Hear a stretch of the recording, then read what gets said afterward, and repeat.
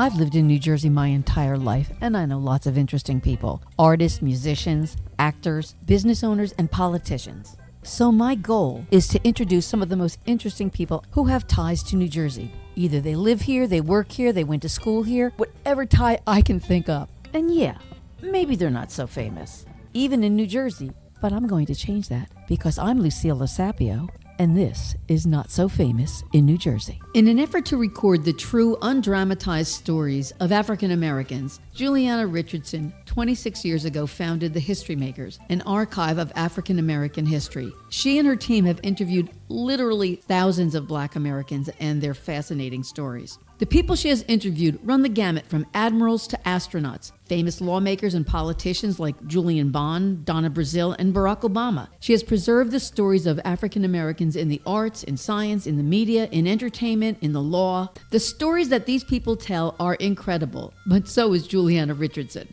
Maybe even more interesting are those who refuse to be interviewed. Juliana was honored by the Rutgers Living History Society with the Stephen Ambrose Oral History Award for her work with the History Makers, which is, by the way, the largest effort to record the African American experience since the WPA Slave Narratives of the 1930s. I was lucky enough to get her to agree to speak with me for this podcast. This interview took place a couple of years ago, which will become obvious from our conversation, but I think you'll appreciate everything she has to say. The History Makers is such an incredible Black oral history organization that I am guessing that most Americans haven't heard of it. I hadn't heard of it until you were given the Rutgers Living History Society Oral History Award. Can you give us just a little bit of history about how the project started and what made you decide to build it? Well, the project started 24 years ago, actually.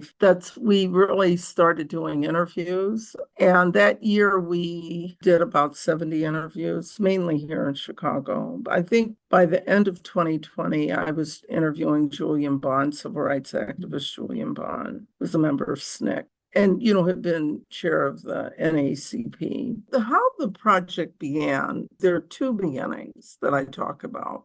One is when I'm 9 years old in a small town in Ohio called Newark, Ohio. My father retired from the service and we moved from this coal mining town called Duquesne, Pennsylvania to Newark, Ohio. And so, there were only two things we studied about Black people. One was George Washington Carver, and my teachers, she said he could do all these things with peanuts. And then there was slavery. So my 9-year-old brain could not compute that he could have done all these things with peanuts when all we had been were slaves. And then the other seminal moment with that same teacher was that she asked us to talk about our family backgrounds one day. And my classmates, they were, as kids are, very eager to tell their stories. And they were part German, part Italian, part French. And I'm literally cowering over in the corner because I don't know exactly what to say. And what I do know is that this is before James Brown, I'm Black and I'm Proud. So I either maybe said Negro colored. Then I said that we were Native American because most Black people think they have Native American in them. And then I said French because they were all, sexy. And I wanted to be sexy too. And so what happened is I knew that I had lied. And, I was taught not to lie as a young person. And I saw my teacher looking at me sideways. Mm-hmm. And that feeling, of not being truthful and not knowing stayed with me until my sophomore year at Brandeis University. Is that when you learned that your great-grandfather had been enslaved? No, I grew up with Papa. So Papa was a fixture. By this time, his name was Davidson, and he had migrated to Duquesne, Pennsylvania when his wife had died in Georgia. And all we would hear was that Papa was a slave. And that's all I knew. And I knew you knew enough that you didn't ask them. Yeah. But you knew enough to say it. It's funny that you mentioned that you said you were French because my mother-in-law always said she was French and that her last name was Marnell. And then after she died, I was able to get her birth certificate. I knew the day she was born, which was Christmas Day. And I knew it was going to be around 1915, 1917. And the only person named Catherine that was born on Christmas Day in any 3 or 4 years, she was Italian. Her name was Catherine Marinelli. back then, Italians weren't considered white. So it's funny how that you both picked French because that seems so, continental, I guess. Yeah.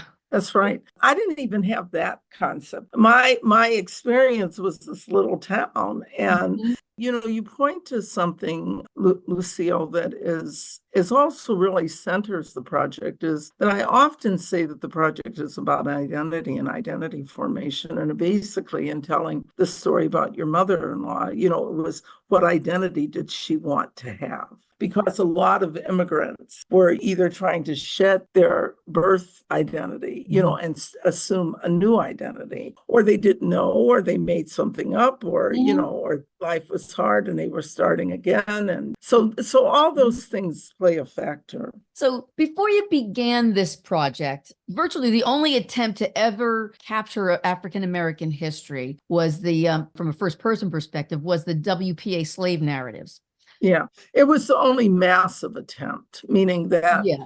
between the years of 1936 and 38, there were 2,300 formerly enslaved interviewed as part of the WPA project. So that's what made it, but there had been no attempts since then. So what value did these narratives give to your research, and how did they negatively impact what you were doing? I never used the WPA slave narratives. I started to learn about them when I was doing research for my project. They're housed at the Library of Congress, Smithsonian Productions, and the Library of Congress had joined together. And later, I would say, like in the early 2000s, even Oprah Winfrey did some work with them using celebrities. But I didn't want to go by way of them sitting on a shelf. That's really, really important to the envisioning. But the thing is that scholars have used those, and genealogists, because they actually told what plantation and things people were part of. Yeah.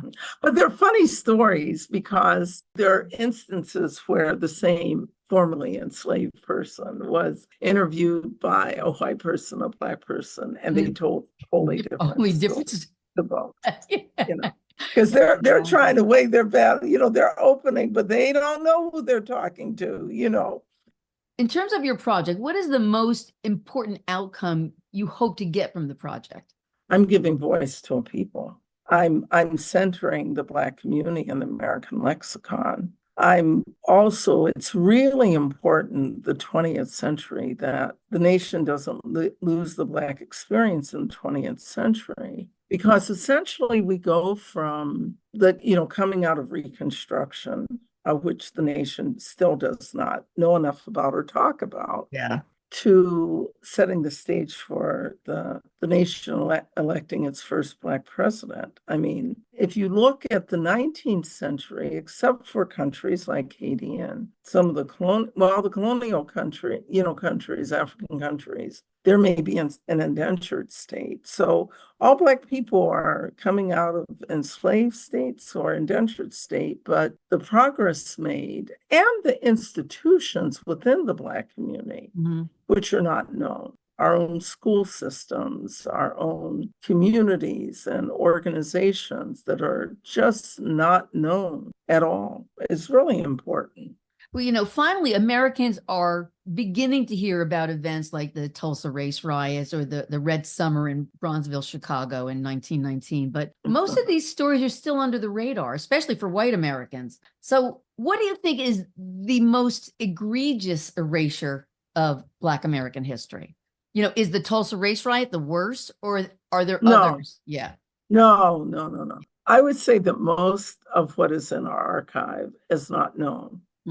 That's what I would say. I would say that maybe the most egregious is the statement that was made to me by someone who was seeking this person to be a potential funder. And he told me that Black people had not done anything before the modern day civil rights movement. Oh, my God. So, I mean, think about it. I think it's the whole thing is that, that there's so little known. And not to say that people know everything. I think that I'm hoping that our project will be the template for uncovering other lost American stories. I mean, I could say the same thing about women. Women are not well recorded. We go from Jane Addams to Gloria Steinem with almost nothing in between. Mm-hmm. Well, I've often heard that Anonymous was actually a woman. How likely is it that Anonymous was actually a Black woman? Right. You never know. See, that's what I'm saying. You never know. When I was in high school, I started reading books by Black authors like Eldridge Cleaver and Malcolm X, James Baldwin, Richard Wright, Nathan Hurd. And I was learning things that I never learned in school, but I'm white. And I'm wondering, how different was it for you as a Black woman? We grew up in the same generation. The fact that I started learning about history that I wasn't told in school, I'm wondering how was it for you as a Black woman who grew up in the same generation to begin to learn things about your history that no one had talked about before? Well, I mean, this is what I was saying, that as a sophomore at Brandeis, and I'm doing research on the Harlem Renaissance in New York Schomburg's library. I mean, you could have shot me out of a cannon. I mean, seriously, I was just extremely joyful because I don't have references for achievement. I only have the embarrassment of coming from enslavement and the people that were exceptional. I mean, I remember the people that I start learning about and the history that I start learning about that went back in the early 19th century. It was just like things I never knew. I mean, you think about when I first read about Paul Robeson, who's from Rutgers, and I can't believe that this man is learned and a football player and an activist and an actor playing Othello. And he's in college in this early time, and you see him in his uniform. And I really wanted to interview him. And he had been so disillusioned. And he was living, not talking to people. Even when I was pleading with his son, could I just talk to his father? These were larger than life characters that started to see as I started to unpeel the things about the Harlem Renaissance, Langston Hughes and Countee Cullen. There were these names that started to be revealed, and you saw that people's accomplishments and what they were doing and their writings, and that all this world had existed, but I knew nothing about the world. Yeah, all we ever heard about was George Washington Carver, like you said, and Crispus Attucks. I mean, we heard about him. You know, but wait a minute. How were you learning? I learned Crispus Attucks, but being in Boston, I would say that what school were you in that you're learning these things that were different? You seem to be more knowledgeable than the average normal, white person. the average. I mean, because I think the most informed average white person may know about five Black people. I know a lot of Black people that, in fact, when I was in college, I was actually more comfortable with the Black students I went to college with than the white students. I mean, it was fun. I went to Livingston College, which was a college at Rutgers, and 20% of our students were Black, which was huge. I say that's huge. Yeah. And I really think that part of the plan for Livingston was, let's put all of the Blacks, Puerto Ricans, and hippies on the same campus and let them fight each other. And that way we wouldn't have problems on the other campuses. Because Rutgers acquired Livingston, right? Well, Livingston was a college that they created. That's right. Yes. Yeah, because when I was there, I was starting to learn about how they had grown or whatever. Yeah. The different. Livingston College was a real experiment. I mean, there were no rules. You were an adult or you failed out, because there were no rules to make you do anything. In fact, the first couple of years, it was pass, fail, and honors. That were the only grades. Wow. And we had people like Toni Morrison taught there. Oh, she did. Yeah. Wow. We had incredible professors there that no one else had access to in the rest of the country. But Nathan Hurd taught a class. I took his class. It was a class on Black American writers. I was the only white student, and nobody else had ever heard of and I'm like, oh yeah, Richard Wright, No, but that's why I'm saying you're learning as we're learning, because, and that's why I think the period of the 60s and 70s. It's an idealistic period, but we're starting to see the roots of people who will inform the rest of the 20th century. Yeah.